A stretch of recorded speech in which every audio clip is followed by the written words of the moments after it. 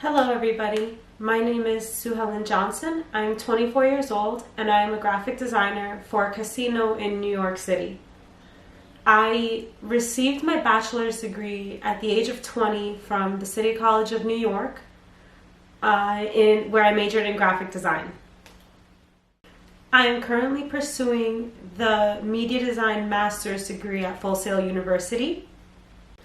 With a master's degree from Full Sail, I hope to be able to become a more well-rounded graphic designer who can work for larger companies rather than being limited to working for small startups in freelance, which is what I'm currently doing now on the side.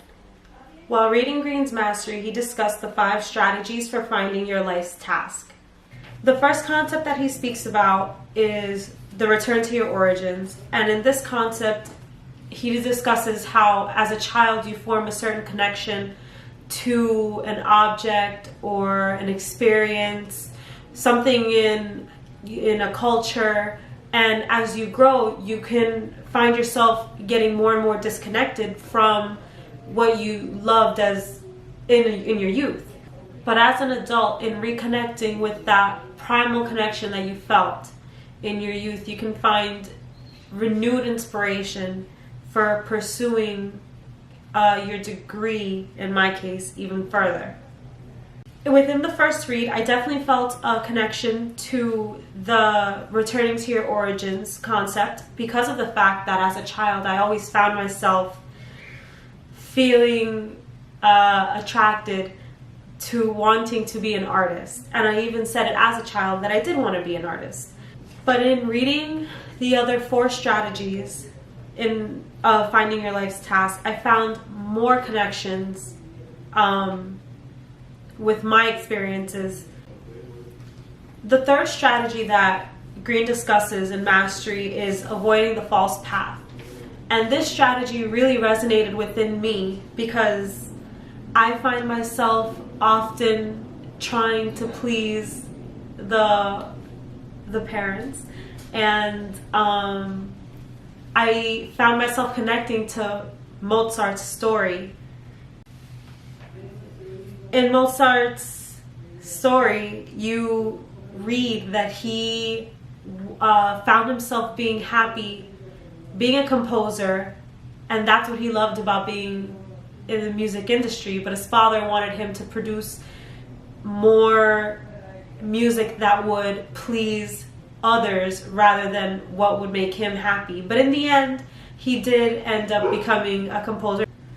When I first entered college, I knew from the start that I wanted to do something that would be in the art industry. However, my parents thought that it was not going to be an industry that paid well. They were worried about how I was going to be able to support myself in the long run. So they suggested that I try to go into the architecture field instead. And I did try for a while. I wasn't happy there at all. I found myself struggling to keep up with the rest of my classmates in a field that I knew that I wasn't passionate about.